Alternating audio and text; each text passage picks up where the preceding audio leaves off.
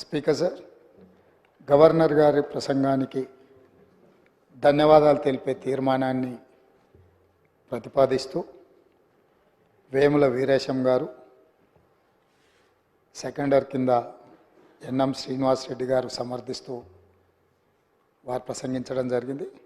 అదేవిధంగా ఈ చర్చలో బీఆర్ఎస్ పార్టీ నుంచి డాక్టర్ పల్లా రాజేశ్వర్ రెడ్డి గారు, భారతీయ జనతా పార్టీ నుంచి పాయల్ శంకర్ గారు, ఏఐఎంఐఎం నుంచి శ్రీ అక్బరుద్దీన్ ఓవైసీ గారు, సిపిఐ నుంచి కూనంనేని సాంబశివరావు గారు వివిధ అంశాలను ప్రస్తావిస్తూ వారు మాట్లాడినారు.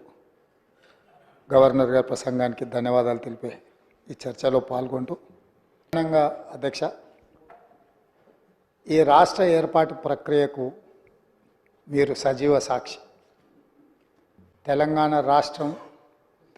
రాష్ట్ర సాధన క్రమంలో ప్రజల యొక్క ఆలోచన, ప్రజల యొక్క భాగస్వామ్యము ఇవన్నీ మనం కళ్ళారా చూసి మంత్రివర్యులుగా, ఎంపీపీగా ఉద్యమం జరుగుతున్న సందర్భంలో ప్రజలతో కలిసి మీరు, మనము అందరం ఆ రోజు తెలంగాణ రాష్ట్ర సాధనకు చేసిన ప్రయత్నం అంతా మీకు ఇంకా గుర్తుండే ఉంటుంది. మాకందరికీ కళ్ళ ముందు ఇంకా కదులుతూనే ఉంది.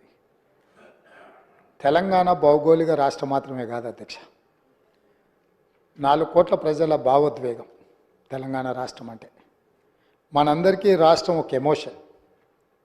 తెలంగాణ చరిత్ర లోతుల్లోకి వెళ్ళి చూస్తే అడుగడుగున ఉద్వేగం, గుండె బరువెక్కే సందర్భాలు, సంఘటనలే ఉంటాయి.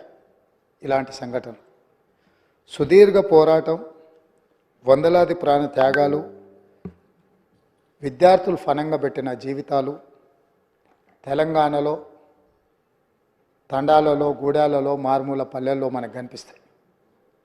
ఏది ఏమైనా జూన్ 2, 2014 ఈ నేపథ్యంలో తెలంగాణ రాష్ట్రం ఏర్పడ్డది. ఈ రాష్ట్ర ఆవిర్భావము, గొప్ప ఆశయాలు, అద్భుతమైన కళలతో 4 కోట్ల ప్రజలు తమ జీవితంలో ఒక కొత్త ప్రయాణాన్ని మొదలుపెట్టిండ్రు అధ్యక్ష.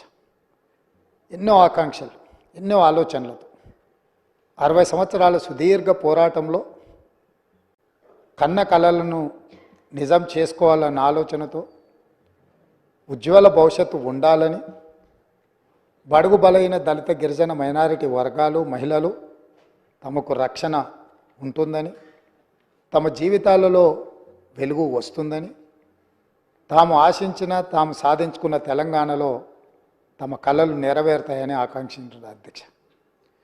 9.5 సంవత్సరాల తర్వాత ఈరోజు ఈ సభలో మనందరం మళ్ళీ తెలంగాణ నేపథ్యాన్ని, 9.5 సంవత్సరాల గత పాలనలో జరిగిన అంశాలను ప్రస్తావించుకుంటూ, ఇంకా కూడా ఆనాటి విధ్వంసకరమైన పరిస్థితులు, ఆధిపత్యం చెలాయించడం, పోలీసులను పెట్టి అణిచివేయడం, ప్రభుత్వం మారినా, మన జీవితాలలో మార్పు వచ్చినా ఇంకా భయం మనల్ని వెంటాడుతూనే ఉంది అధ్యక్ష.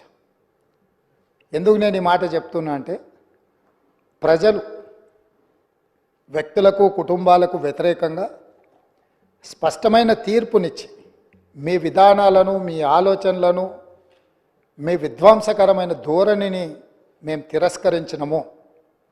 కాబట్టి మీలో మార్పు రావాలి, అందుకే మీ అధికారాన్ని మార్చినాము. ప్రధాన ప్రతిపక్షంగా మీ బాధ్యతను నెరవేర్చాలని ప్రధాన ప్రతిపక్ష హోదా వారికి ఇచ్చి ప్రజలు ఇంకొక అవకాశాన్ని ఇచ్చే ప్రయత్నం చేశారు. దురదృష్టవశాత్తు గవర్నర్ గారి ప్రసంగం రోజు ప్రధాన ప్రతిపక్ష నాయకుడు హాజరు కాలేదు. ఈరోజు ఈ చర్చలో అయిన వారు సుదీర్ఘమైన రాజకీయ అనుభవము, పరిపాలనలో వారికి అనుభవం ఉన్నది, 80,000 పుస్తకాలు చదివిన తెలంగాణ రాష్ట్రంలో అందరికంటే అతి గొప్ప మేధావిని అని వారు పదే వారు ప్రస్తావిస్తుంటారు. ఆ మేధావితనం ఈ 4 కోట్ల తెలంగాణ ప్రజల యొక్క అభ్యున్నతి కోసం వారు ఉపయోగించి ఈ సభలో మా ప్రభుత్వం తీసుకుంటున్న నిర్ణయాలను సహేతుకంగా విశ్లేషించి ప్రస్తావించి ఏమైనా సలహాలు సూచనలు ఇచ్చి ఈ ప్రభుత్వం తీసుకుంటున్న నిర్ణయాలలో ఏమైనా ప్రజలకు ఇబ్బంది కలిగే అంశాలు ఏమైనా ఉంటే వాటిని సవరించి వారు సూచన చేస్తే వారి సూచనలు తీసుకొని ప్రతిపక్షాన్ని ప్రతిపక్ష నాయకుడిని గౌరవించి మా ప్రభుత్వము ప్రజాపాలన అందించాలన్న ఆలోచనతో సభలోకి వచ్చినాం అధ్యక్ష. కానీ ప్రధాన ప్రతిపక్ష నాయకుడు రాకపోవడం, ఆ కుర్చీ ఖాళీగా ఉండడం ఈ సభ యొక్క గౌరవానికి మంచిది కాదని చెప్పి తమరి ద్వారా ప్రతిపక్ష నాయకుడికి సూచన చేస్తున్నారు అధ్యక్ష. మనల్ని అందరినీ ప్రజలు ఎన్నుకొని ఒకరిని పాలకపక్షంగా ఇంకొకరిని ప్రతిపక్షంగా మిగతా పార్టీలను కూడా ఆయా వర్గాల యొక్క గళాన్ని బాధను వినిపించడానికి ఈ సభలోకి పంపించినప్పుడు మన యొక్క పాత్రలను బాధ్యతాయుతంగా నెరవేర్చాల్సిన అవసరం ఉన్నది. భవిష్యత్తులోనైనా ఆ దిశగా ఈ సభలో ప్రతిపక్ష నాయకుడు అడుగుడు వేయాలని నేను కోరుకుంటున్నాను, భావిస్తున్నాను అధ్యక్ష. ఏది ఏమైనా అధ్యక్ష, మేము ఈ రోజుకి దాదాపుగా డిసెంబర్ 7 నుంచి ఫిబ్రవరి 7 తారీఖు వరకు 60 రోజులు పూర్తి చేసుకున్నాం. ఈరోజు మనం ఫిబ్రవరి నెలలో 9 తారీఖు రోజు, డిసెంబర్ 9 రోజు మేము ఏదైతే నిర్ణయాలు కొన్ని ఇదే అసెంబ్లీలో అమలు చేసినాం. అందులో ప్రధానంగా ఆడబిడ్డలకు ఉచిత బస్సు రవాణా సౌకర్యము, బాధతోని ఆసుపత్రులలో ఆర్థిక భారం ఎక్కువై వైద్యం అందక చాలామంది పేదలు చనిపోతుంటే రాజీవ్ ఆరోగ్యశ్రీ పథకాన్ని అమలు చేయడం జరిగింది. ఈ రోజుకు సరిగ్గా పథకాలు అమలు చేసి 2 నెలలు పూర్తి చేసుకుంటున్న సందర్భంలో ఈ పథకాలు అమలు చేయడానికి సహకరించిన నా మంత్రివర్గ సహచరులకు, మా శాసనసభ్యులందరికీ కూడా మనస్ఫూర్తిగా వారికి అభినందనలు తెలియజేస్తున్నా అధ్యక్ష. అదేవిధంగా అధ్యక్ష, గతంలో జరిగిన చాలా లోపభూష్టమైన నిర్ణయాలు ఉన్నాయి. వాటిని సవరించుకుంటూనే వాటిని సరైన దిశగా తీసుకువెళుతూ ప్రజలకు ఒక మంచి పరిపాలన అందించాలని అహర్నిశలు ప్రతి నిమిషము మా ప్రయత్నం మేము చేస్తున్నాం అధ్యక్ష. ఇందులో భాగంగానే మొన్న జరిగిన క్యాబినెట్లో లేదా గవర్నర్ గారి ప్రసంగంలో కొన్ని ప్రధానమైన అంశాలను మేము పొందుపరచడం జరిగింది. నేను చూసిన డాక్టర్ పల్లా రాజేశ్వర రెడ్డి గారు మాట్లాడేటప్పుడు ప్రభుత్వం తీసుకున్న కొన్ని మంచి పనులను వారు అభినందిస్తారేమో అని, అదేవిధంగా ప్రభుత్వం తీసుకుంటున్న నిర్ణయాలలో ఏమైనా ఒకవేళ వాళ్ళ దృష్టిలో సవరించుకోవాల్సిన సూచనలు ఏమైనా ఉంటే వారు సూచన చేస్తారేమో అని నేను ఆసక్తిగా విన్నా అధ్యక్ష. కానీ వారు ఆ దిశగా మాట్లాడుతున్నట్టుగా లేదు. వాళ్ళ నాయకుడిని ఒప్పించడానికో మెప్పించడానికో మా మీద దాడి చేసినట్టుగానే వారు మాట్లాడుతున్నారు. పర్వాలేదు, వారు అదే వాళ్ళ విధానం అయితే ప్రజలు గమనిస్తూనే ఉన్నారు అధ్యక్ష. అందుకే అధ్యక్ష, ఈ సందర్భంగా మీ ద్వారా 4 కోట్ల తెలంగాణ ప్రజల ముందు కొన్ని అంశాలను నేను ప్రస్తావించదలుచుకున్నా. మా మంత్రివర్గంలో తీసుకున్న నిర్ణయాల మీద ప్రధానంగా తెలంగాణ ఉద్యమం సందర్భంగా ఏ వీధుల్లో చూసినా, ఏ వాహనం చూసినా చాలామంది ఉద్యమకారుల గుండెల మీద కూడా టీజీ అని పచ్చబొట్టు పొడిపించుకున్న సందర్భాలు, ఉదంతాలు మనం చాలా చూసినాం. బండ్ల మీద రాసుకోవడమే కాదు, ఆనాడు ఏపీ అని ఉంటే ఏపీ వద్దు, టీజీ ఉండాలి, టీజీ కావాలి అని బండ్ల మీద టీజీ రాసుకోవడమే కాదు, గుండెల మీద కూడా పచ్చ పొడిపించుకున్న సందర్భాలు, తమ రక్తాన్ని చిందించి ఆ రక్తంతో గోడల మీద రాతలు రాసిన యువకులు టీజీ అని రాసుకున్నారు అధ్యక్ష. కేంద్ర ప్రభుత్వం కూడా తెలంగాణ రాష్ట్రం ఏర్పడ్డ తర్వాత టీజీ అని వాళ్ళు నోటిఫై చేస్తే జూన్ 2, 2014 నాడు రాష్ట్రం ఏర్పడ్డ మొదటి రోజే ప్రమాణ స్వీకారం చేసిన ప్రభుత్వం టీజీ బదులు టీఎస్ అని చెప్పి వారి రాజకీయ పార్టీకి నకలుగా టీజీని టీఎస్గా మార్చి ఆనాటి ప్రభుత్వం నిర్ణయం తీసుకున్నది అధ్యక్ష. అందుకే మేము జరిగిన తప్పిదాన్ని సవరిస్తూ ఈ రాష్ట్రం టీఎస్ కాదు, తెలంగాణ ప్రజలు కోరుకున్న విధంగా టీజీ ఉండాలి, తెలంగాణ ప్రజల యొక్క ఆత్మగౌరవం, త్యాగాలు ప్రతిఫలించాలి అన్న ఆలోచనతోని మా ప్రభుత్వం, మా మంత్రివర్గం టీఎస్ను టీజీగా మార్చింది. టీజీగా మార్చినందుకు స్వాగతిస్తారనుకున్న ఆ వైపు నుంచి ప్రభుత్వాన్ని అభినందిస్తారనుకున్న అధ్యక్ష. కానీ అది నిరాశనే కలిగించింది. అయినా మేమేం అధైర్యపడాలన్న ఆలోచనలో లేము, మేము ముందుకు వెళ్తాం అధ్యక్ష. అదేవిధంగా అధ్యక్ష, అధికారిక చిహ్నం ఎక్కడైనా, ఏ రాష్ట్రంలో అయినా, ఏ దేశంలో అయినా, ఈ ప్రపంచంలో రాచరిక వ్యవస్థను కాదని, ప్రజాస్వామిక పాలన ఉండాలని వేలాది లక్షలాది మంది పోరాట యోధులై యుద్ధంలో ముందు భాగాన నిలబడి రక్తం చిందించి నేల కొరిగి ప్రజాస్వామిక పరిపాలనను సాధించుకున్నారు. ఆ కోవలో భాగంగానే తెలంగాణ రాష్ట్రం నిజాంలకు, రజాకర్లకు వ్యతిరేకంగా నిటారుగా నిలబడి కొట్లాడి విముక్తి పొందినరు. ఇదే కాదు, ఆనాడు కాకతీయ సామ్రాజ్యానికి వ్యతిరేకంగా సమ్మక్క సారలక్క వీళ్ళందరూ పోరాటం చేసి పన్ను కట్టమంటే పన్ను కట్టమని తిరగబడి త్యాగాలు చేసిన సమ్మక్క సారలమ్మ జాతర మనం ఈరోజు ఆదివాసి బిడ్డలు జంపన్న వాగులో తలార స్నానం చేసి అక్కడికి వెళ్ళి దేవుణ్ణి దర్శించుకుంటున్నాం.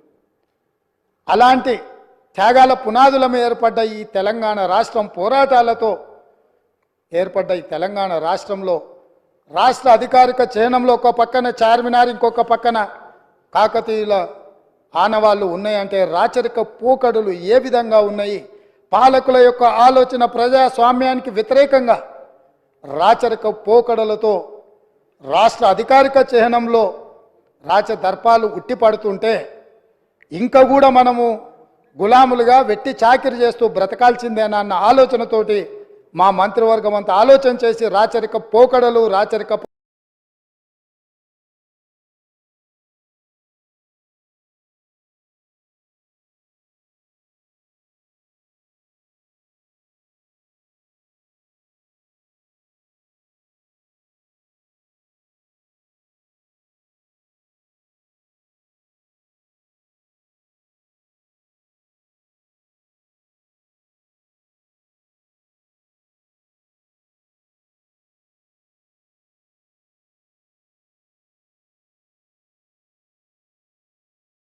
ఆనవాళ్ళు ఉండడానికి వీల్లేదు.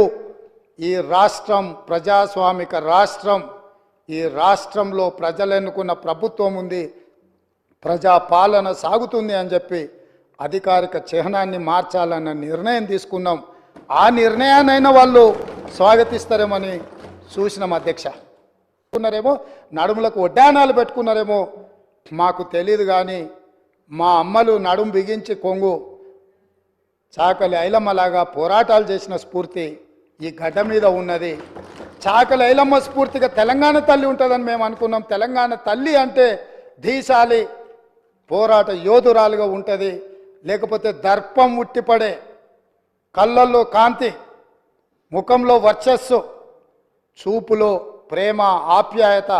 ఒక తల్లి తన బిడ్డను ఎంత ఇష్టంగా ఎంత ప్రేమగా చూస్తుందో ఆ విధంగా తెలంగాణ తల్లి ఉంటుంది అని మేము ఆశించినాం, ఉండాలని మేము ఆశించినాం. కానీ రాచరిక పోకడలతో, కిరీటాలు, వజ్ర వైదూర్యాలతో తెలంగాణ తల్లిని మనకు రుద్దాలనే ప్రయత్నం చేసిండ్రు.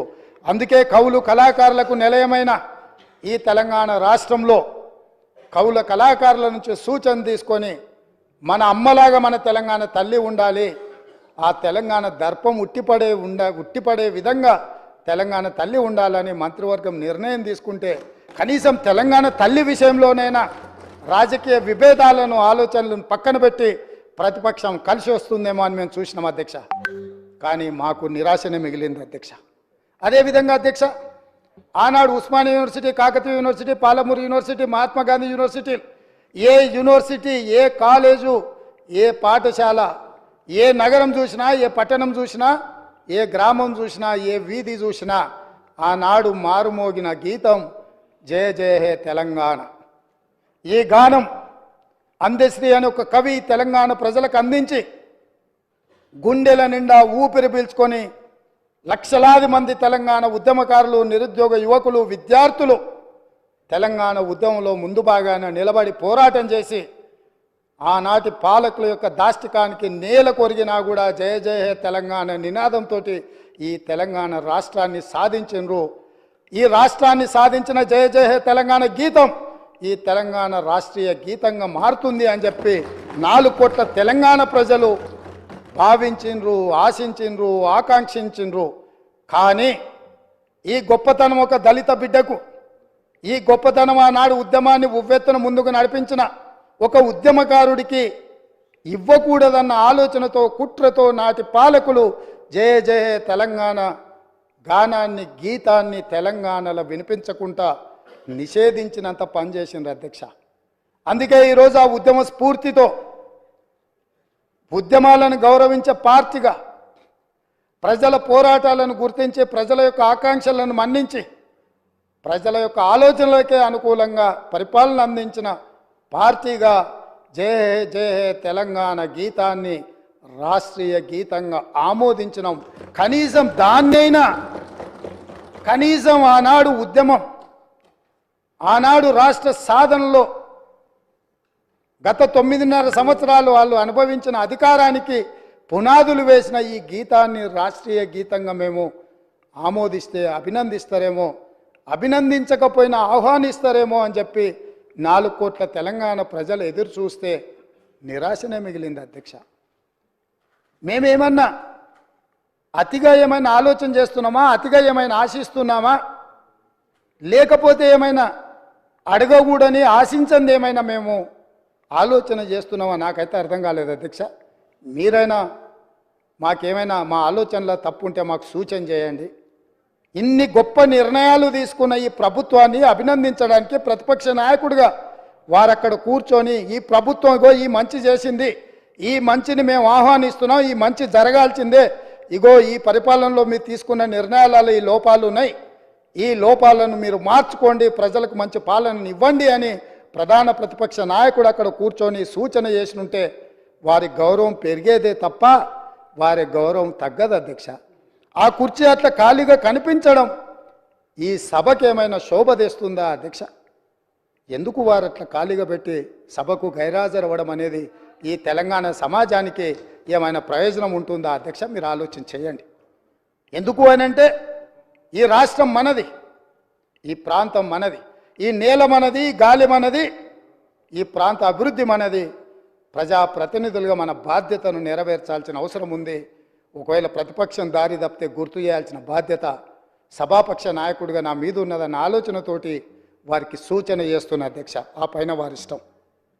అదేవిధంగా అధ్యక్ష, పదే పదే ఈ ప్రభుత్వం వచ్చిందో రాలేదో దివాలా తీసింది, ఈ ప్రభుత్వం దగ్గర చెల్లిగవ్వలేదు, ఈ ప్రభుత్వం ఎట్లా నడుపుతారు, ఆ పథకం ఎట్లా చేస్తారు, ఈ పథకం ఎట్లా అమలు చేస్తారు, మీ దగ్గర నగదేడుంది, వాళ్ళ ఆలోచన ఎట్లుందంటే అట్లా జరిగితే బాగుండు, వీళ్ళు దివాలా తీస్తే బాగుండు, ప్రజలకు ఏం అందకపోతే బాగుండు, ప్రజలు ఇబ్బందులలో ఉంటే బాగుండు అని ఉట్టి మీద పిల్లి శాపనార్థాలు పెట్టినట్టే ఉంది అధ్యక్ష. పిల్లి శాపనార్థాలకు ఉట్టి తెగిపడుతుందా అధ్యక్ష? అట్లనే 9.5 సంవత్సరాల అధికారంలో ఉన్న మీరు కనీసము 100 రోజులు కాకముందే రోజు పొద్దున్న లేస్తే ఈ శాపనార్థాలు ఏంది అధ్యక్ష? నేను మీకు గుర్తు చేయదలుచుకున్న అధ్యక్ష, వాళ్ళు అధికారంలో ఉన్నప్పుడు గత ప్రభుత్వ ఉద్యోగులు ఇక్కడ ఉన్నారు, బయట కూడా ఉన్నారు. ఈ ప్రభుత్వ ఉద్యోగులకు గత ప్రభుత్వాలు ఎన్ని ఉన్నా 1 తారీఖు నాడు జీతాలు రిటైర్ అయిన ఉద్యోగులకు పెన్షన్లు ఇచ్చేది అధ్యక్ష. కానీ గత ప్రభుత్వం 25 తారీఖు వరకు విడతల వారీగా ప్రభుత్వ ఉద్యోగులకే జీత భత్యాలు ఇవ్వలేనంత పరిస్థితి, ఆర్థిక సంక్షోభాన్ని కల్పించి మొత్తం రాష్ట్రాన్ని దివాలా తీపిచ్చి ఈ రాష్ట్రంలో ఉద్యోగస్తులకు జీత భత్యాలు ఇవ్వని పరిస్థితులు కల్పించి ఆ స్థితిలో రాష్ట్రాన్ని మాకు అప్పచెప్తే కష్టపడి ఆలోచన చేసి విధి విధానాలను సవరించుకొని మా ఆర్థిక మంత్రి, మా ఉప ముఖ్యమంత్రి బట్టి విక్రమార్క గారు కష్టపడి మొదటి నెల 4 తారీఖు లోపలనే జీతభత్యాలు ప్రభుత్వ ఉద్యోగుల ఖాతాలు వేసినాం. ఈసారి మొదటి తారీఖు నాడు ఈ రాష్ట్ర అభివృద్ధి కోసం, అభ్యున్నతి కోసం నిరంతరం పనిచేస్తున్న ఉద్యోగస్తులకు మొదటి తారీఖు నాడు జీతభత్యాలు వాళ్ళ ఖాతాలో వేసినాం. మీరు వారి క్లారిఫికేషన్లో మాట్లాడవచ్చు అధ్యక్ష, వారు ఏదైనా ఉంటే సో మేము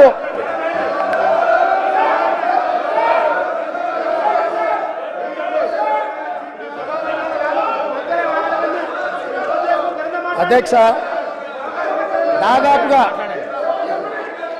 దాదాపుగా మొదటి తారీఖు నాడు 4,800 కోట్ల రూపాయలు ప్రభుత్వ ఉద్యోగులకు పెన్షన్దారులకు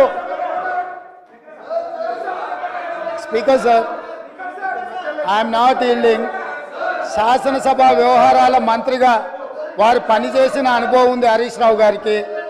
శాసనసభ వ్యవహారాల మంత్రిగా సభానాయకుడు నిలబడి మాట్లాడుతున్నప్పుడు కనీస గౌరవం కానీ పాటించాల్సిన బాధ్యత వారి మీద ఉన్నది. కాబట్టి ప్రభుత్వ ఉద్యోగులకు పెన్షన్దారులకు ఈ నెల మొదటి తారీఖు నాడు మేము జీత భత్యాలు వాళ్ళ ఖాతాలో వేసినాం అధ్యక్ష. కనీసం ఈ విషయమైనా వారు అభినందిస్తారేమని మేము ఆలోచన చేసినాం అధ్యక్ష. అయినా వాళ్ళకి మనసు రాలేదు అధ్యక్ష. ఎందుకంటే ప్రజాస్వామిక పరిపాలననే వాళ్ళకు నచ్చదు. కాబట్టి వాళ్లకు అభినందించాలన్న ఆలోచననే రాలేదు అధ్యక్ష. అదేవిధంగా పదే రైతు బంధు గురించి, రైతు బంధు పడలేదని, రైతులను నిజంగానే వీళ్ళు రాజులను చేసినట్టుగా ఇట్లాంటి మాటలతో ఇంకా భ్రమలు పెట్టాలనే ప్రయత్నం చేస్తున్నారు అధ్యక్ష. ఈరోజు నేను మీకు గుర్తు చేయదలుచుకున్నా అధ్యక్ష, మీ ద్వారా వాళ్ళకు కూడా గుర్తు చేయదలుచుకున్నా. ఆర్థిక మంత్రి అక్కడనే ఉన్నాడు, లెక్కలు ఇక్కడనే ఉన్నాయి. ఈ లెక్కలన్నీ నేను చెప్తాను, కాదంటే వారి అవకాశం వచ్చినప్పుడు మీ అనుమతితో వారు మాట్లాడమన్నారు అధ్యక్ష. రైతు బంధు ఇంకా వేయలేదు, ఎక్కడ పోయింది ప్రభుత్వం అని చెప్పిండ్రు కదా, పదే మాట్లాడుతున్నారు అధ్యక్ష. 2018-19 యాసంగి రైతు బంధు 20-10-2018 నాడు మొదలుపెట్టి 30-3-2019 5 నెలలు పట్టింది అధ్యక్ష.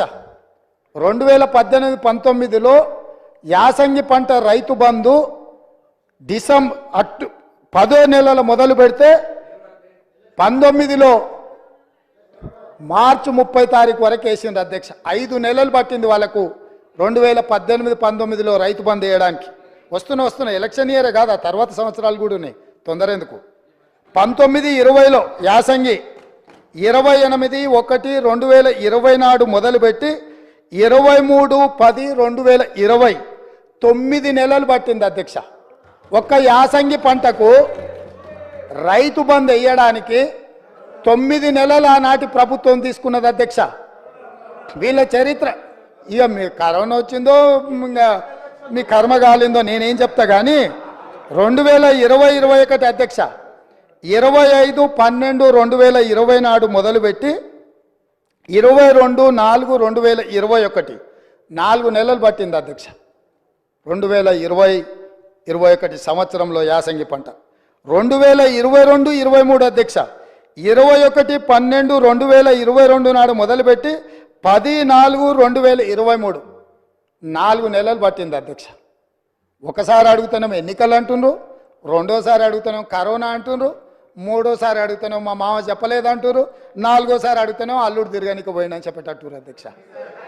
ఎట్లా అధ్యక్ష మీ పరిపాలన? స్పష్టంగా అధికారిక లెక్కలు ఈ రకంగా చెప్తుంటే మేము వచ్చిందే మొన్న 60 రోజులు కాలేదు, ఆల్రెడీ మేము క్లియర్గా చెప్పినాము 100 రోజుల్లో వాటిని పూర్తి చేస్తామని.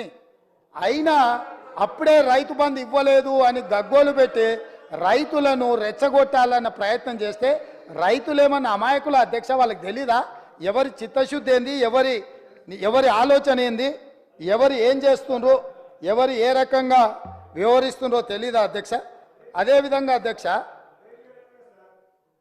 అదేవిధంగా అధ్యక్ష ఆర్టీసీ బస్సు మహిళల గురించి వీళ్ళు మాట్లాడుతున్నది, వాళ్ళకి నష్టం జరిగింది ఆటో డ్రైవర్లు అని.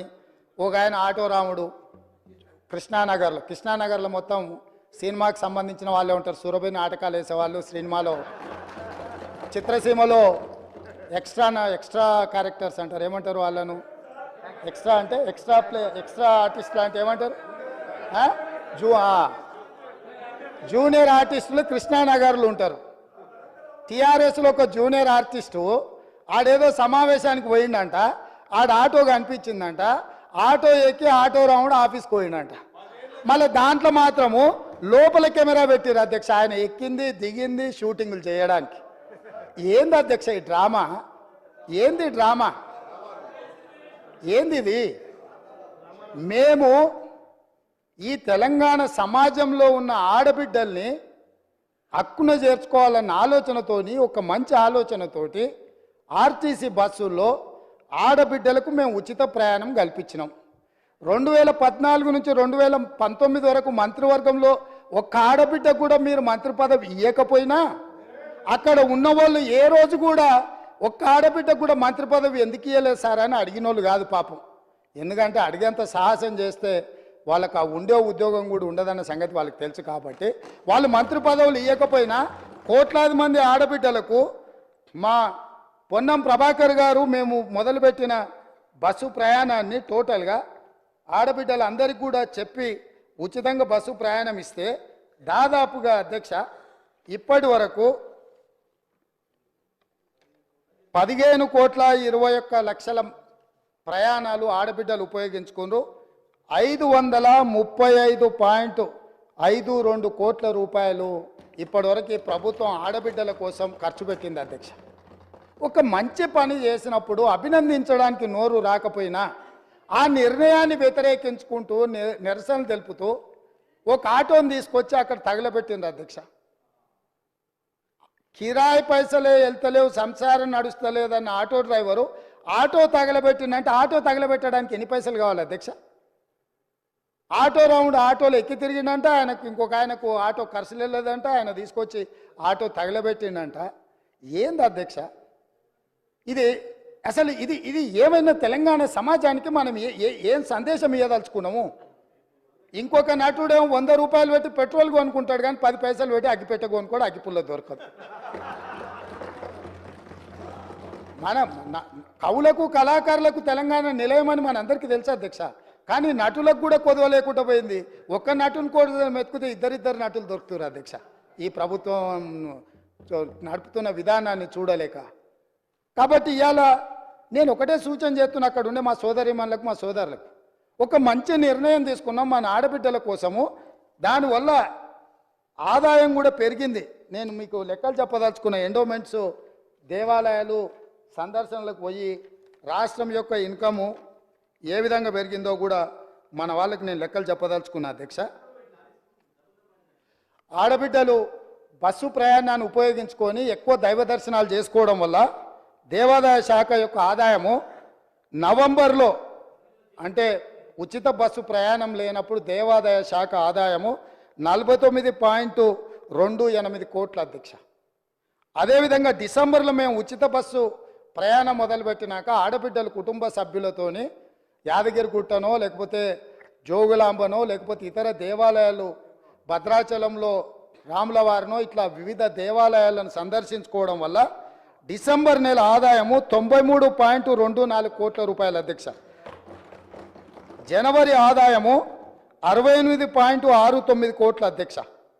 అంటే ఈరోజు ఆడబిడ్డలకు బస్సులో ఉచిత ప్రయాణం కల్పించడం వల్ల ఆడబిడ్డలు చాలా కాలం నుంచి కుటుంబ సభ్యులతో దైవ దర్శనం చేసుకోవాలన్న ఆలోచన ఉండి అవకాశం రాక ఆర్థిక పరిస్థితి అనుకూలించక ఇవాళ మా ప్రభుత్వము ఆడబిడ్డలకు ఉచిత బస్సు రవాణా సౌకర్యాన్ని కల్పిస్తే దైవ దర్శనం వల్ల దేవాదాయ శాఖకు ఆదాయం పెరిగింది అధ్యక్ష. ఇది ఒక మంచి శుభసూచకం.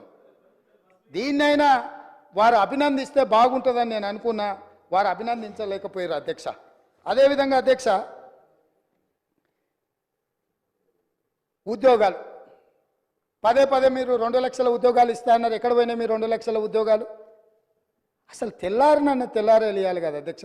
మీ ఉద్యోగాలు పోయిన దుఃఖంలో మీరున్నారేమో కానీ నిరుద్యోగ యువకులు ఆ దుఃఖంలో లేరు అధ్యక్ష. ఉద్యోగ అవకాశాలు కల్పించాలంటే దానికి ఒక ప్రాసెస్ ఉంటుంది అధ్యక్ష, ఒక విధానం ఉంటుంది. జస్ట్ లైక్ దట్ ఇట్లా చేయడానికి ఉండదు. గతంలో మీరు చేసినట్టు మేము చేయలేము. జిరాక్స్ సెంటర్లలో పల్లి బఠానీలు అమ్మినట్టు పరీక్ష పత్రాలు ఎక్కడ పడితే అక్కడ సంతలో సరుకులాక అమ్ముకునే విధానం మేము దేదలుచుకోలేదు అధ్యక్ష. మా పేషీలలో ఉండేటోళ్ళు ఎవరు అట్లాంటి దాంట్లో లేరు అధ్యక్ష. మా పేషీలలో ఉండే వాళ్ళ బంధువులు ఎవరు ఇట్లాంటి కుంభకోణాలలో లేరు అధ్యక్ష. మేము మీలాగా కాదు, మీరు మీలాగా మమ్మల్ని ఎందుకు అనుకుంటున్నారు? ఒక విధానం, ఆ విధానంలో మేము ప్రయత్నం చేస్తున్నాము. గతంలో మీరు నియమించిన వాళ్ళకి అర్హత లేదని హైకోర్టు చెప్పింది సభ్యులుగా.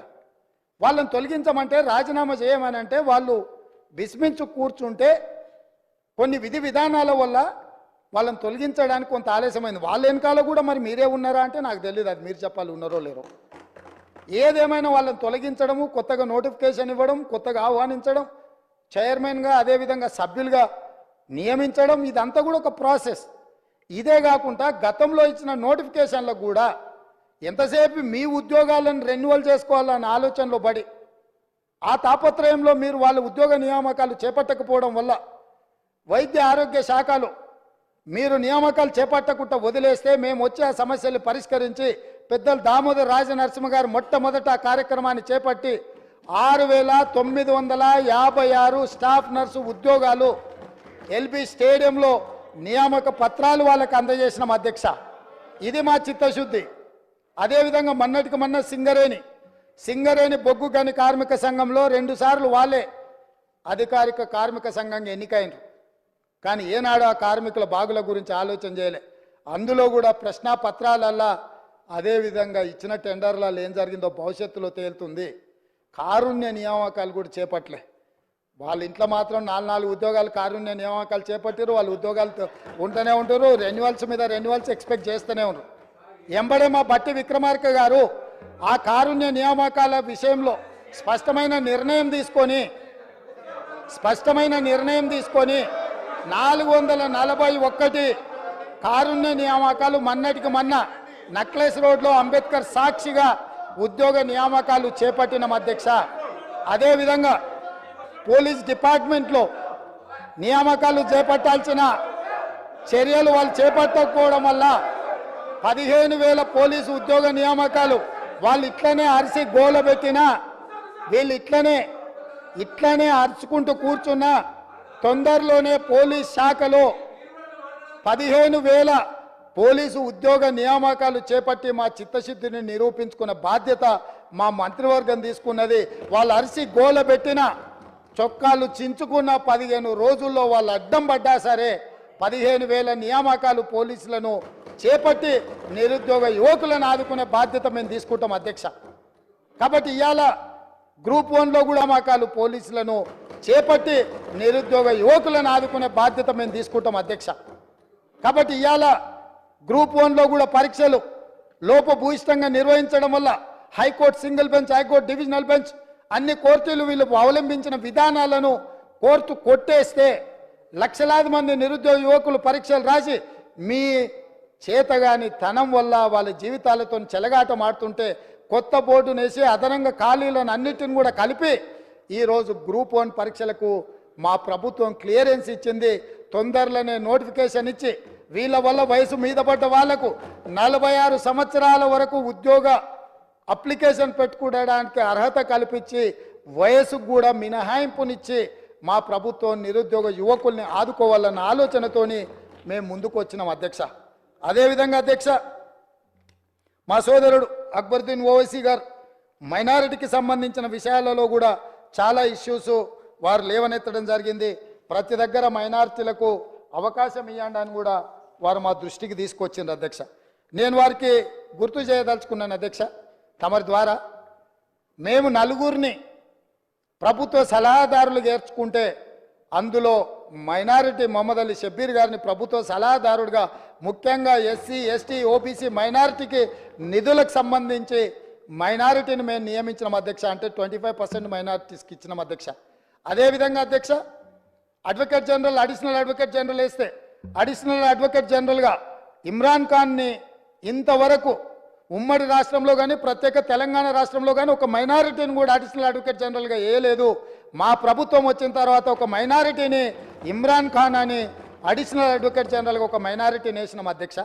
అదేవిధంగా ముఖ్యమంత్రి గారి పేసీలో ఆనాడు రాజశేఖర రెడ్డి గారు ఉన్నప్పుడు జన్నత్ హుస్సేన్ అని ఒక మైనారిటీకి సంబంధించిన ఐఏఎస్ అధికారిని నియమిస్తే ఈనాడు మా ప్రభుత్వం మా ముఖ్యమంత్రి కార్యాలయంలో మేము షానవాజ్ కాసిం అనే ఐపీఎస్ ఆఫీసర్ని మా ముఖ్యమంత్రి కార్యాలయంలో మైనారిటీకి మేము అవకాశం ఇచ్చినాం అధ్యక్ష.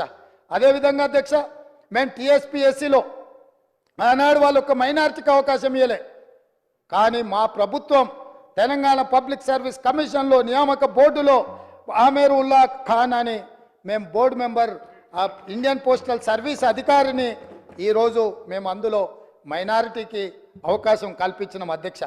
అంటే మా ప్రభుత్వం ఏ విషయంలో అయినా మైనారిటీల యొక్క హక్కులకు మైనారిటీలకు రావలసిన వాటాలను కోటాలను చాలా చిత్తశుద్ధితో వీటిని అమలు చేస్తాం. గవర్నర్ గారి కోటాలో మేమిద్దరిని ఎమ్మెల్సీలు చేస్తే ఒక ఎమ్మెల్సీని మైనారిటీని నియమించడం ద్వారా రాజకీయంగా కూడా వాళ్ళకు వేదిక కల్పించాలన్న ఆలోచనతోటి మైనారిటీలకు మేము అవకాశం కల్పించినాం అధ్యక్ష. ఈ ప్రభుత్వం క్రిస్టియన్ మైనారిటీ కానీ ముస్లిం మైనారిటీ కానీ సిక్ మైనారిటీలకు సముచితమైన స్థానం కల్పించడంలో మైనారిటీ హక్కులను రక్షించడంలో మా ప్రభుత్వానికి చిత్తశుద్ధి ఉంది. ఇంకా ఏమైనా ఉంటే కూడా ఎంఐఎం పార్టీ తరఫున అక్బరుద్దీన్ ఓవైసీ గారు ఏమైనా సూచనలు చేస్తే కూడా తప్పకుండా వాటన్నిటిని కూడా పరిగణలోకి తీసుకొని ముందుకు వెళ్తామని నేను చెప్తున్నా అధ్యక్ష. అదేవిధంగా అధ్యక్ష, అదేవిధంగా యూనివర్సిటీస్ గురించి అక్బరుద్దీన్ ఓవైసీ గారు ప్రస్తావించడం జరిగింది. వైస్ ఛాన్సలర్లో కూడా మైనారిటీస్ వేయాలని. గతంలో యూనివర్సిటీ వైస్ ఛాన్సలర్స్ నియామకాలను జరిగిన కాలయాపన కానీ నిర్ణయాలు కానీ ఏ రకంగా ఉండేనో మీకు తెలుసు. అందుకే మీ ద్వారా అక్బరుద్దీన్ ఓవైసీ గారికి నేను చెప్పదలుచుకున్న, ఆల్రెడీ యూనివర్సిటీలు మేలో వేకెన్సీస్ రాబోతున్న వైస్ ఛాన్సలర్స్వి, కానీ ఇప్పుడే సెర్చ్ కమిటీని వేసి దాన్ని పూర్తి స్థాయిలో మేము వైస్ ఛాన్సలర్లో నియమించాలన్న ఆలోచనతో సెర్చ్ కమిటీ వేసినాం. తొందరలోనే నియామకాలు జరుగుతాయి. తప్పకుండా మైనారిటీలకు రావాల్సిన వాటా కోటా వస్తుంది. మేము తీసుకున్న నిర్ణయాన్ని యూజీసీ కూడా తెలంగాణ గవర్నమెంట్ను అభినందించింది. ఎందుకంటే సరైన సమయంలోనే తెలంగాణ ప్రభుత్వం స్పందించింది. తప్పకుండా పేద విద్యార్థులకు విద్యను అందించే యూనివర్సిటీలను ఖాళీలు పెట్టొద్దు అన్న ఆలోచనతోటి మేము ఆ నిర్ణయంతో ముందుకు వచ్చినాం. తప్పకుండా ఈ విషయాన్ని కూడా మేము దృష్టిలో పెట్టుకొని మీ ద్వారా వారికి చెప్పదలుచుకున్నాను అధ్యక్ష. అదేవిధంగా అధ్యక్ష, పల్లా రాజేశ్వర రెడ్డి గారు మాట్లాడుతూ వారు ఒక మాట చెప్పిండ్రు. ఏమని? ప్రజాపాలన మీరు ప్రగతి భవన్లో ఒకటే రోజు మొదలుపెట్టిరు, మీరు మాట్లాడిర్రు, ఒకరోజు మీరు వచ్చిపోయినరు, మిగతా ఎవ్వరు రాలేదు, అక్కడేదో అవుట్ సోర్సింగ్ ఉన్నోళ్ళని నేను వారికి సూచన చేయదలుచుకున్నాను. ఎందుకంటే వారు 2 సార్లు శాసనమండలి సభ్యుడిగా డాక్టరేట్ చదువుకున్నారు. వారికి పరిపాలన పట్ల, అందులో ఆనాటి ముఖ్యమంత్రి గారికి కుడి భుజంగాను ఎడమ భుజంగాను ప్రభుత్వ నిర్ణయాలలో వాళ్ళు చాలాసార్లు ఉన్నారు. ఎందుకనంటే వారికి పరిపాలన పట్ల నేను మొదలు పెట్టిన రోజు స్పష్టంగా చెప్పిన, మంగళవారము శుక్రవారము ఇక్కడ ప్రజల తరఫున ఇక్కడ ప్రభుత్వము ఉంటుంది. అక్కడ నేనే కాదు, నా సహచార మంత్రులు ధనసరి అనసూయ, సీతక్క, దుద్దిల్ల శ్రీధర్ బాబు, కొండా సురేఖ గారు, పొన్నం ప్రభాకర్ గారు, ఈ మంత్రులందరూ కూడా అక్కడికి వెళ్ళడమే కాకుండా అవుట్ సోర్సింగ్ కాదు అధ్యక్ష. వీళ్ళకు మరి ఐఏఎస్లకు అవుట్ సోర్సింగ్ పెద్ద తేడా తెలియదేమో. ఎందుకంటే రిటైర్ అయిన వాళ్ళందరినీ సలహాదారుల కింద పెట్టుకొని ఆ ఆలోచనతో మమ్మల్ని కూడా అట్లా అనుకుంటుండ్రేమో. దివ్య అనే ఐఏఎస్ ఆఫీసర్ని ఫుల్ ఫ్లెడ్జ్డ్ ఆఫీసర్గా అక్కడ నియమించినాం. ఇదే కాకుండా 12 శాఖల నుంచి 21 మంది అధికారులను అక్కడ ఏర్పాటు చేసినాము. అదేవిధంగా అక్కడ హౌసింగ్, అంటే అక్కడ వచ్చే మెజారిటీ సమస్యలు ప్రజలు వస్తున్నాయి, ధరణి లేకపోతే హౌసింగ్. ఎవరి పాపం అధ్యక్ష ఇది? ఈ పాపాన్ని ఎవరు మూట కట్టుకున్నారు? ఆనాడు ఇందిరమ్మ ఇండ్లు మేము ఇస్తే 10 ఏళ్ళల్లో మీరు ఏ పేదోడికి ఇల్లు ఇవ్వకపోవడం వల్లనే కదా ఇవాళ వేలాది మంది పంజగుట్ట వరకు ట్రాఫిక్ జామ్ అయ్యే పరిస్థితులు. ప్రజలు మీరు ఎన్నడూ ఆ గేట్ల దగ్గరికే రానియలేదు కదా. 15 ఫీట్ల ముళ్ళ కంచెలు వేసి అడ్డం పెట్టి పోలీసుల పహారాల మధ్య మీరు కాపలా కాసి తెలంగాణ వాడు అనేటోడు ఎవడు ఆ వైపే కన్నెత్తి చూడకూడదని అడ్డుకొని కార్పొరేట్ కంపెనీలోళ్ళు పెద్ద కార్లలో లోపలికి బాజాప్తో వస్తుంటే తెలంగాణ బిడ్డలు తెలంగాణ కోసం త్యాగం చేసిన వాళ్ళు రోడ్డు పక్కన ఆ పక్కన దోషుల్లాగా నిలబడి అర్ధాకలితోని చూస్తుంటే పెద్ద ఎంపాల కార్లల్లా మీ దాంట్లోకి లోపలికి వచ్చి పోతూ ఉంటే వాళ్ళకేమో రాజస్వాగతం పలుకుతూ వీళ్ళని మాత్రం హీనంగా చూసిన రోజులు పోయి అక్కడుండే 15 ఫీట్ల ముళ్ళ కంచెల్ని 7 తారీఖు నాడే బద్దలు కొట్టినము. మా మిత్రుడు 9 తారీఖు నాడు ప్రమాణ స్వీకారం చేస్తా అని ముందుకు జరుపుకున్నాడు. 7 తారీఖు నాడే ప్రమాణ స్వీకారం చేసిండని చెప్పిండు. అవును, 9 బదులు 7 నాడే చేసిన. ఎందుకనంటే మాకందరికి ఆతృత ఉండే ఈ ముళ్ళ కంచెల్ని అర్జెంటుగా బద్దలు కొట్టాలి, ఆ గేట్లు బద్దలు కొట్టి తెలంగాణ బిడ్డల ప్రగతి భవన్ పేరు మీద గడిని నిర్మించుకొని దుర్మార్గమైన పాలన అందిస్తున్న ఆనవాళ్లను నేలమట్టం చేయాలన్న ఆలోచనతోని 9 తారీఖు అనుకున్న ప్రమాణ స్వీకారాన్ని 7 తారీఖు నాడు ఏ నిమిషంలో మేము ప్రమాణ స్వీకారం మొదలుపెట్టినామో ఆ నిమిషంలోనే ఆడ గేట్లు బద్దలు కొట్టి తెలంగాణ ప్రజలకు ప్రవేశం కల్పించినాం. ఆ ఆనందం చూస్తే శ్రీలంకలో రాజపక్షే రాజసౌధం మీద శ్రీలంక ప్రజలు ఏ రకంగా ఆ రోజు ప్రవర్తించినరో ఇక్కడ కూడా అదే విధంగా తెలంగాణ ప్రజలు అక్కడికి వచ్చారు అధ్యక్ష. ఇది కళ్ళ ముందు జరిగిన చరిత్ర. అందుకే 9 తారీఖు బదులు 7 తారీఖు నాడు ప్రమాణ స్వీకారం చేపట్టిన అధ్యక్ష. ఈ ముళ్ళ కంచెల్ని బద్దలు కొట్టడానికే ఆ గేట్లు బార్లా తెరిచి మా తెలంగాణ బిడ్డలు అందులోకి రావడానికి, ఎందుకంటే వాళ్ళ రక్తాన్ని చెమటగా మార్చి కట్టిన పన్నులతో కట్టిన సౌదాలు అవి మీకు శ్వేత సౌదాలేమో కానీ మీరు ఏ సౌదాలని మీరు అనుకుంటున్నారో మాకు తెలియదు. కానీ మా ప్రజలకు అక్కడి నుంచి మంచి పరిపాలన అందించాలన్న ఆలోచన మాది. అందుకే మేము దానికి జ్యోతిరావు పూలే పేరు పెట్టినాం అధ్యక్ష. బలహీన వర్గాలకు ఆరాధ్య దైవమన సామాజిక న్యాయానికి ప్రతీకైన జ్యోతిరావు పూలే పేరు దానికి పెట్టి అక్కడి నుంచి మంచి పరిపాలన అందించాలన్న ఆలోచన చేస్తున్నాం. కనీసం వాళ్ళనైనా ఆ నిర్ణయానైనా మీరు అభినందిస్తారేమో అనుకున్నాం, కానీ ఎందుకో మరి మీకు మనసు రాలే. అదేవిధంగా అధ్యక్ష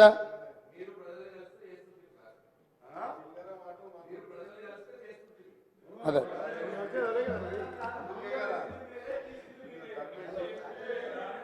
ఇక పాపం వాళ్ళ ఏంటంటే వాళ్ళకి ఆదర్శ దైవము వాళ్ళ కులదైవం కిరణ్ కుమార్ రెడ్డి గారే ఉన్నట్టున్నారు. ఎందుకంటే వాళ్ళకంటే ముందు కిరణ్ కుమార్ రెడ్డి గారే ఉండే, వారి వారసత్వం వీరు పుణుకుపుచ్చుకున్నట్టున్నారు. ఏదున్నా గత ప్రభుత్వం వేసిందంటే గత ప్రభుత్వం ఎవరు అధ్యక్ష? కిరణ్ కుమార్ రెడ్డి కదా. ఆ కిరణ్ కుమార్ రెడ్డి ఎవరు అధ్యక్ష? వాళ్ళకి ఆదర్శ రాముడా? ఇట్లున్నది వాళ్ళ అవగాహన. ఏం చేస్తాం, మేనేజ్మెంట్ కోటాలు వస్తే ప్రాబ్లమ్స్ ఉంటాయి అధ్యక్ష. చదువుకుంటే కొంచెం మెరిట్ ఉంటే ఈ సమస్యలు ఉండవు. కొంచెం అవగాహన కల్పించుకోవాలి అధ్యక్ష. గుంటూరులో చదువుకున్న వాసనలు ఇంకా పోయినట్లేవు అధ్యక్ష. అదేవిధంగా అధ్యక్ష,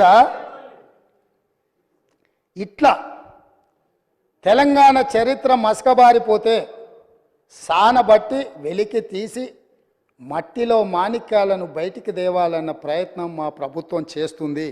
అందుకే ఈరోజు మేము ఈ విధానాలను అన్నిటిని కూడా ఒక బాధ్యతాయుతంగా ఒక యజ్ఞంగా మేము ముందుకు తీసుకెళ్తున్నాం అధ్యక్ష. వారు ఏ సూచన అయినా చేయొచ్చు, నేను ఓపెన్గా స్వాగతం పలికిన, ఎవరైనా రావచ్చని. పాపం కొంతమంది ఎమ్మెల్యేలు సాంప్రదాయబద్ధంగా ముఖ్యమంత్రి గారిని కలిసి వాళ్ళ నియోజకవర్గాల సమస్యలని చెప్పుకుందామని వచ్చిండ్రు అధ్యక్ష. ముఖ్యమంత్రిగా నా బాధ్యత ఏంది అధ్యక్ష? నేను ఈ రాష్ట్రానికి ముఖ్యమంత్రిని. 119 మంది శాసనసభ్యులు, 40 మంది శాసన మండలి సభ్యులు, అదేవిధంగా 17 మంది లోక్సభ సభ్యులు, 7 మంది రాజ్యసభ సభ్యులు, మిగతా జిల్లా పరిషత్ చైర్మన్లు, మేయర్లు, మిగతా వాళ్ళందరూ కూడా ఉంటారు అధ్యక్ష. ముఖ్యంగా ఈ సభలో ఉన్న సభ్యులు ఎవ్వరు వచ్చినా కలవాలనుకున్నప్పుడు వాళ్ళకి సమయం ఇచ్చి వాళ్ళు తీసుకొచ్చిన అంశాలను పరిగణలోకి తీసుకొని చేయగలిగింది ఏదైనా ఉంటే చేయాలనేది నా ఆలోచన అధ్యక్ష. సొంత మనుషులను కూడా నమ్మకుండా వాళ్ళని అనుమానించినట్టు, వాళ్ళను అవమానించినట్టు, వాళ్ళని ప్రశ్నించినట్టు, నిలదీసినట్టు పత్రికలలో వార్తలు వస్తున్నాయి అధ్యక్ష. పాపం వాళ్ళు పత్రికా సమావేశాన్ని పెట్టుకొని వివరణ ఇచ్చుకునే పరిస్థితి వచ్చింది అధ్యక్ష. అట్లా అనుమానించకండి, మేము మీలాక కాదు, మేము మీలాక బురద జల్లము.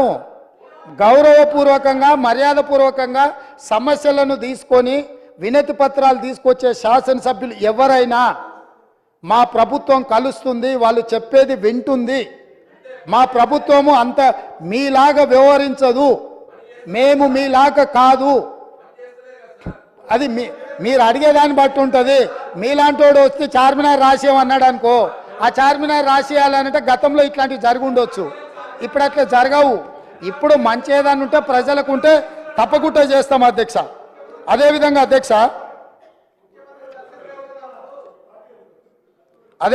అధ్యక్ష అసదుద్దీన్ ఓవైసీ గారు ఈ బిల్డింగ్ పినలైజేషన్ బీపీఎస్ స్కీమ్ గురించి మాట్లాడడం జరిగింది. హైకోర్టులో స్టే ఉంది. సుప్రీంకోర్టులో ఉన్న ఇతర రాష్ట్రాలు ల్యాండ్ రెగ్యులేషన్ స్కీమ్ కింద ఏమున్నాడో పెట్టడం వల్ల అది ఆగింది.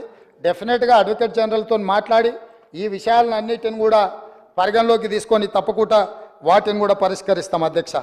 అదేవిధంగా అధ్యక్ష, పెన్షన్ గురించి, ఓల్డేజ్ పెన్షన్స్ గురించి కూడా పడట్లేదు అంటారు అధ్యక్ష. అసలు 2 నెలల ఆలస్యంగా గత ప్రభుత్వంలో చాలాసార్లు ఇచ్చారు అధ్యక్ష. ఈసారి ఇప్పటికే 80% ఓల్డేజ్ పెన్షన్స్ ఇవ్వడం జరిగింది. మిగతా 20% కూడా ఈ నెల 15 తారీఖు లోపల ఆ పెద్ద మనుషులకు వాళ్ళ కుటుంబాలను ఆదుకోవడానికి వాళ్ళ ఖాతాలో పెన్షన్ నిధులు వేసే బాధ్యత మా ప్రభుత్వం తీసుకుంటుంది అధ్యక్ష. తప్పకుండా 80% వేసినాం. మేము మీలాక అబద్ధాలు చెప్పం. మేము అందుకే చెప్తున్నా, అన్నీ వేసినాం నాయన. 20% ఈ మంత్ పెండింగ్ ఉన్నది. అందుకే చెప్తున్నా, నేను పూర్తిగా అధికారిక సమాచారం తీసుకొనే ఇక్కడ నుంచి నేను మాట్లాడుతున్నా. గతంలో జరిగినట్టుగా ఇప్పుడు జరగదు. అట్లాంటి వాటికి తావు ఉండదు. వాటిని సమూలంగా, గతపు ఆనవాళ్ళను అన్నిటినీ సమూలంగా మొత్తం మార్పు చేసే బాధ్యత మాది అధ్యక్ష. ఏం చింత చేయకండి. మీ ఒక్క ఆనవాళ్ళు కూడా ఎక్కడ కనిపించదు. నాది జిమ్మెదారి.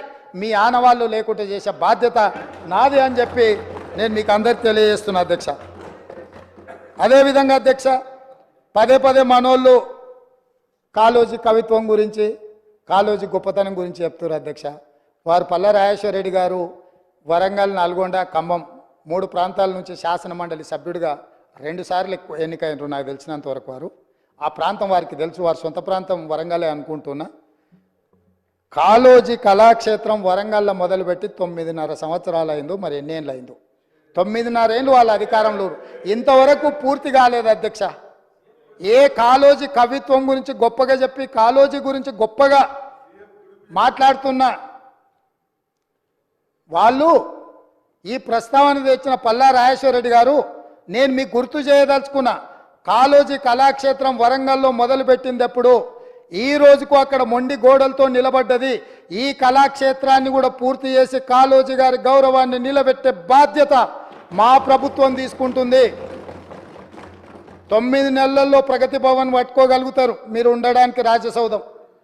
అదేవిధంగా ఎంతమంది అడ్డం పడ్డా, మీ వాస్తు సరిగ్గా లేదనో, మీ దిశ మార్చుకోవడానికో సచివాలయాన్ని ఆగమేఘాల మీద పూర్తి చేసుకున్నారు. పూర్తి చేసిండ్రు, బాగానే ఉంది. కాళోజీ కళాక్షేత్రం ఎందుకు పూర్తి చేయలేదని ప్రజలు అడుగుతున్నారు. మా కాకపోయినా ప్రజలకు సమాధానం చెప్పండి. ఇది తెలంగాణ సంపద కాదా కాళోజీ కళాక్షేత్రము? ఈ తెలంగాణ ప్రజల ఆత్మగౌరవం కాదా? కాళోజీ కళాక్షేత్రాన్ని కూడా 9.5 సంవత్సరాలు సమయం ఇచ్చిన పూర్తి చేయలేని ప్రతిపక్షం మమ్మల్ని మీరు అది చేయలేదు, మీరు ఇది చేయలేదు, మీరు చెప్పిందంత ఏమైంది అని ఏం మాట్లాడుతున్నారు అధ్యక్ష? మాట్లాడే ముందు ఒక్కసారి జీడి గింజను అడిగిండ్రంట, ఏంది నీ సంగతి అని. నాకేటి సిగ్గు, నేను మొత్తం నల్లగానే ఉన్నా కదా, ఏ పక్క చూసినా అని అన్నదంట. గట్లనే ఉంది మీరు చేసే వ్యవహారం అంతా. అదేవిధంగా అధ్యక్ష, ప్రాజెక్టులు, దీని విషయం కొంచెం మనం మాట్లాడుకోవాలి. ఎందుకనంటే 5 సంవత్సరాలు హరీష్ రావు గారు, 5 సంవత్సరాలు కల్వకుంట్ల చంద్రశేఖరరావు గారు సాగునీటి పారుదల శాఖ మంత్రులుగా పనిచేసిండ్రు. ఇక వారికి ఉన్న అనుభవం, వారికి ఉన్న జ్ఞానము, వారికి ఉన్న మేధో సంపత్తి వాళ్ళ మాటల్లోనే చాలాసార్లు మనం విన్నాం. ఈ సభలో కూడా వారే డాక్టరు, వారే లాయరు, వారే ఇంజనీరు, వారే స్ట్రక్చరల్ ఇంజనీరు, వారే 80,000 పుస్తకాలు చదివి వాళ్ళ మేధస్సుతోనే నిర్మించారు. మేడిగడ్డ కడితే మేడిపండు అయింది. ఇక అన్నారం సంగతి నేను చెప్పాల్సిన పర్లేదు. సుందీళ్ళు ఎప్పుడేమవుతుందో తెలియదు, పంపు సెట్లు ఏమైనాయో తెలియదు. ఇవాళ వీటి మీద చర్చ వచ్చినప్పుడల్లా, కాళేశ్వరం అవినీతి గురించి చర్చ వచ్చినప్పుడల్లా కృష్ణానది జలాలను ప్రాజెక్టులు అప్పచెప్పినారు అని మాట్లాడుతున్నారు అధ్యక్ష. ఇవాళ నిజంగానే వాళ్ళు మాట్లాడినప్పుడు, నిజంగానే ఈ ప్రాజెక్టుల మీద జరిగిన అవకతవకలు కావచ్చు, లేకపోతే తప్పిదాలు కావచ్చు, వీటిని ఎట్లా సవరించుకోవాలి, ఎట్లా ముందుకెళ్ళాలి, ఎట్లా ప్రాజెక్టులను కాపాడాలి. పదే పదే గతంలో 80,000 ప్రాజెక్టులకు 1,00,000 కోట్ల రూపాయల అవినీతి ఎట్లా జరుగుతుందని మేధావులు మహామేధావులు మాట్లాడినారు అధ్యక్ష. ఇవాళ 1,47,000 కోట్ల రూపాయలకు అంచనాలు వచ్చినాయి. 97,500 కోట్ల రూపాయలు ఇప్పటికే కాంట్రాక్టర్లకు పేమెంట్లు చేసారు. ఇంకో 10,000 కోట్ల రూపాయలు పెండింగ్ ఉన్నాయని అధికారిక లెక్కలు చెప్తున్నాయి అధ్యక్ష. మరి ఇవాళ 97,500 కోట్ల రూపాయలు ఖర్చు పెట్టిన కాళేశ్వరంలో 90,000 ఎకరాలకు కూడా నీళ్లు అందలేదన్న మాట వాస్తవం కాదా? నిజం ఇట్లుంటే ఈరోజు ఇంకా మమ్మల్ని ఏదో నిందించాలనే ప్రయత్నం చేయడము దీనికి ఏమైనా సమంజసంగా ఉందా? దీని మీద ఎక్కువ వివరాలకు వెళ్ళదలుచుకోలేదు. మా ఉత్తమ్ కుమార్ రెడ్డి గారు దీనికి సంబంధించి పూర్తి స్థాయిలో విజిలెన్స్ నివేదికలు కానీ లేకపోతే దీనికి సంబంధించిన అంశాలు అన్నీ కూడా సాగునీటి పారుదల శాఖ మంత్రి గారు నిన్నమన్న విజిలెన్స్ నివేదిక ఆధారంగా కొన్ని నిర్ణయాలు తీసుకున్నాడు. ఆ నిర్ణయాలు అన్నిటిని కూడా నాకు తెలిసినంత వరకు తమరు అనుమతిస్తే ఈ సభలో వాటిని వారు ప్రస్తావిస్తారని నేను భావిస్తున్నా. అదేవిధంగా కృష్ణానది జలాలకు సంబంధించి కృష్ణా ప్రాజెక్టులను అప్పచెప్పిందని, కృష్ణా ప్రాజెక్టులను మొత్తం కాంగ్రెస్ వాళ్ళు వస్తేనే కాకెత్తుకపోయిందని, లేకపోతే కేంద్రానికి మేమేదో రాసి చేసినామని అసలు ఏం మాట్లాడుతున్నారు అధ్యక్ష? అసలు ఏమైనా బాధ్యత అనేది ప్రతిపక్ష పార్టీగా 1% వాళ్ళు నిర్వహిస్తున్నారా? ఈరోజు కృష్ణానది జలాల మీద ఏర్పాటు చేసిన కృష్ణా రివర్ మేనేజ్మెంట్ బోర్డ్ 2014 రాష్ట్ర పునర్విభజన చట్టంలో స్పష్టంగా పొందుపరిచినరు. ఆ రోజు నేను కానీ మా ఉత్తమ్ కుమార్ రెడ్డి గారు కానీ లేకపోతే మా కోమటిరెడ్డి వెంకటరెడ్డి గారు కానీ ఇక్కడ ఉన్నోళ్ళం ఎవరం మేము ఎంపీలం కాదు అధ్యక్ష. ఏ రోజు కూడా ఈ పునర్విభజన చట్టం ప్రతి పదం నన్ను అడిగి నేనే రాసి నేనే తీర్చిదిద్దినాను కూడా మేము ఏ రోజు చెప్పుకోలేదు అధ్యక్ష. మేము చెప్పుకోలేదు అధ్యక్ష. ఎవరు అధ్యక్ష ఆ రోజు సభలో సభ్యులు? కల్వకుంట్ల చంద్రశేఖరరావు గారు ఎంపీ. ఆ బిల్లు వచ్చినప్పుడు ఇటు లోక్సభలో కానీ అటు రాజ్యసభలో కేశవరావు గారు కానీ ఆ అంశాన్ని ప్రస్తావించి అభ్యంతరం పెట్టాల్సిన సందర్భంలో ఈ బిల్లును మేమే పాస్ చేయించినాం, మేమే తెచ్చినాం. దీన్ని రాసేటప్పుడు అందరూ మాతోనే మాట్లాడారు, మొత్తం నా సూచనల మేరకే రాసిందని చెప్పారు అధ్యక్ష. ఆ రోజు రాసింది చంద్రశేఖర్ రావే అయితే అందులో ఒకవేళ లోపం ఉంటే ఆ లోపాలకు బాధ్యులు ఎవరు అధ్యక్ష? ఈనాడు ప్రతిపక్ష నాయకుడు ఆ లోపాలకు బాధ్యుడు కాదా అని నేను మీ ద్వారా అడగదలుచుకున్న అధ్యక్ష వాళ్ళను. ఈరోజు మీరు 2014 నుంచి 2023 వరకు కృష్ణా రివర్ మేనేజ్మెంట్ బోర్డు సమావేశాలు ఏర్పాటు చేసినప్పుడల్లా ఉమాభారతి గారు మంత్రిగా ఉన్నప్పుడు వారు వెళ్ళిండ్రు, చంద్రశేఖరరావు గారు వెళ్ళిండ్రు, వివిధ సందర్భాలలో వీళ్ళే అధికారికంగా వెళ్ళిండ్రు. ఇంతవరకు నేను మా ఉత్తమ్ కుమార్ రెడ్డి గారు ఏ సమావేశాలకు పిలవలేదు, మేము వెళ్ళలేదు అధ్యక్ష. మేము స్పష్టంగా తెలంగాణ హక్కులను కాపాడడానికి మేము కొట్లాడుతుంటే మా కాళ్ళకు తాళ్ళు పెట్టి కాళ్ళలో కట్టెబెట్టి మమ్మల్ని బోర్లు పడేయాలని వీళ్ళ తాపత్రయం ఏంది అధ్యక్ష? గుంజుకుంటా అన్నది ఎవరు అధ్యక్ష? నరేంద్ర మోడీ గుంజుకుంటా అన్నాడు. మరి వీళ్ళు ధర్నాలు చేయాలంటే ఏడు చేయాలి అధ్యక్ష? నల్గొండలు ఉంటాడా నరేంద్ర మోడీ? ఏడుంటాడు అధ్యక్ష? ఢిల్లీలో ఉంటాడు. శాతనైతే కల్వకుంట్ల చంద్రశేఖరరావు గారు, తన్నీరు హరీష్ రావు గారు, కల్వకుంట్ల తారక రామారావు గారు ముగ్గురు పోయి జంతర్ మంతర్లో ఆమరణ నిరాదీక్ష చేయమను. మేము వాళ్ళని పోలీసులు తీసుకెళ్లకుండా వాళ్ళు అమరులు అవ్వడమో లేకపోతే హక్కులను సాధించడమో వరకు ఈ ప్రభుత్వం అండగా నిలబడుతుంది. వాళ్ళ ముగ్గురిని ఢిల్లీలో నరేంద్ర మోడీ తప్పిదాల మీద దౌర్జన్యం మీద ధర్నా చేయమనుండ్రు కానీ నరేంద్ర మోడీతో కొట్లాడుతున్న మా కాళ్ళ కట్టబెట్టి బోర్లు పడేస్తే ఎవరు అధ్యక్ష? అదేవిధంగా అధ్యక్ష, ఎన్నికల రోజు పోలింగ్ ఇక్కడ జరుగుతుంటే పక్క రాష్ట్ర ముఖ్యమంత్రి AK-47 తుపాకులతో పోలీసులు నాగార్జున సాగర్ డ్యామ్ మీదకు పంపించిండు అధ్యక్ష. ఇవాళ నేను అడగదలుచుకున్న వాళ్ళను, నాగార్జున సాగర్ 100% మన భూభాగంలో ఉంది, మన ప్రాంతానికి లోపటికొచ్చి తుపాకులు పెట్టి ప్రాజెక్టులను ఆక్రమించుకుంటుంటే వీళ్ళ సహకారం లేకుండా వస్తాడా అధ్యక్ష? ఇంటి దొంగలు లేకుండా జగన్మోహన్ రెడ్డి గారు లోపలికొచ్చి నాగార్జున సాగర్ డ్యామ్ మీద పహారాలు కాసే పరిస్థితి వస్తుందా అధ్యక్ష? ఎందుకు ఎందుకు ఎందుకు ఆ రోజు వీళ్ళు మాట్లాడలేదు? వీళ్ళు ఇచ్చిన అలుసే కదా, వాళ్ళు పెట్టిన పులుసు తిని వీళ్ళు అలుసు ఇవ్వడం వల్లనే కదా ఈరోజు ఈ పరిస్థితి వచ్చింది. ఆయల్లో రాయలసీమకు పోయినప్పుడు కల్వకుంట్ల చంద్రశేఖరరావు గారు, ఈనాటి మంత్రి శ్రీమతి రోజా గారు పెట్టిన రాగి సంకటి రొయ్యల పులుసు తిని రాయలసీమను రతలాలసీమం చేస్తా అని చెప్పి మాట ఇచ్చి ఏ బేసిన్లు లేవు, బేసిజాలు లేవు, మీరు కొట్టుకపోండి అన్నాడు. వాళ్ళు కొట్టుకపోయారు. ఇప్పుడు మేము వచ్చినాక అట్టెట్లా కొట్టుకపోతాడంట? ఎవరు అధ్యక్ష బాధ్యత ఎవరు వహించాలి? నీ కళ్ళ ముందే కదా ముచ్చుమర్రి చంద్రబాబు నాయుడు కట్టింది, నీ కళ్ళ ముందే కదా రాజశేఖర రెడ్డి పోతిరెడ్డిపాడును 44,000 క్యూసెక్లకు పెంచి తరలించకపోయింది, నీ కళ్ళ ముందలనే కదా నీ ఇంట్లో పంచపక్ష ప్రమాణాలు జగన్మోహన్ రెడ్డి గారికి పెట్టి జీవో నెంబర్ 203ను నీ ఇంట్లోనే పునాదులేసి రాయలసీమ లిఫ్ట్ ఇరిగేషన్కు ప్రగతి భవన్లో కేసీఆర్ గారి డైనింగ్ టేబుల్ మీద పునాది రాయబడ్డది. దానికి పునాది రాయేసింది మీరే కదా. 8 టీఎంసీలు పర్ డే తరలించకపోవడానికి అనుమతి ఇచ్చింది, టెండర్లు పిలిచింది, కాంట్రాక్టులు అప్పచెప్పింది, పనులు పూర్తి చేసింది మీరు అధికారంలో ఉన్నప్పుడే కదా అధ్యక్ష. మీరు మొత్తం కృష్ణానది జలాలు మహారాష్ట్ర కర్ణాటక దాటి మహబూబ్ నగర్ జిల్లాలో జూరాల నుంచి పాలమూరులో కలంపూర్లో ఎంటర్ అయి తుంగభద్ర నదిలో వచ్చే నీళ్లు, తుంగభద్ర నుంచి వచ్చిన సుంకేశ్లకు వచ్చిన నీళ్లు, సుంకేశ్ల నీళ్లు జూరాల నీళ్లు కలిసి ప్రయాణమై పాలమూరు జిల్లా నుంచి మొదలై రాయలసీమలకు పోయి నంద్యాల నుంచి తిరుక్కొని శ్రీశైలం ప్రాజెక్టు మీదకి వచ్చినప్పుడు శ్రీశైలం ప్రాజెక్టు కొంత తెలంగాణలో ఉంటే కొంత ఆంధ్రాలో ఉంది అధ్యక్ష. అంతకుముందు ప్రాజెక్టు లేవు. అంతకుముందు పోతిరెడ్డిపాడు 11,000 క్యూసెక్స్ ఉండే, అది 44,000 క్యూసెక్స్కి పెరిగింది. అంతకుముందు లేని రాయలసీమ లిఫ్ట్ ఇరిగేషన్ ఇవ్వాలా 8 టీఎంసీలు తరలించడానికి లిఫ్ట్ ఇరిగేషన్లు కట్టినరు. ముచ్చుమర్రి నుంచి 1/2 టీఎంసీ కట్టిరు అధ్యక్ష. మొత్తం 12.5-13